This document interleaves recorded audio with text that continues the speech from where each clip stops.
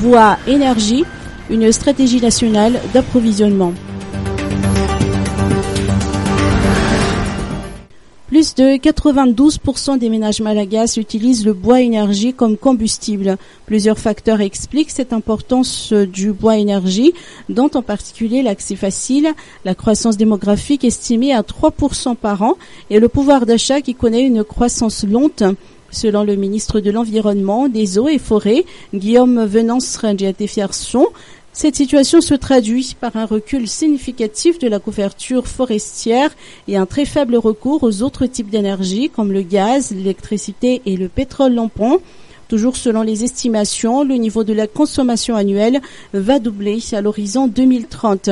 Compte tenu de cette prépondérance, une stratégie nationale d'approvisionnement en bois énergie, SNABE, a été élaborée.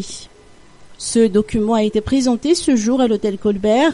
Cette stratégie vise la protection et la bonne gestion des ressources, l'assurance d'un approvisionnement stable et suffisant en bois et énergie de bonne qualité et à moindre coût pour les utilisateurs et le rétablissement de l'équilibre entre l'offre et la demande.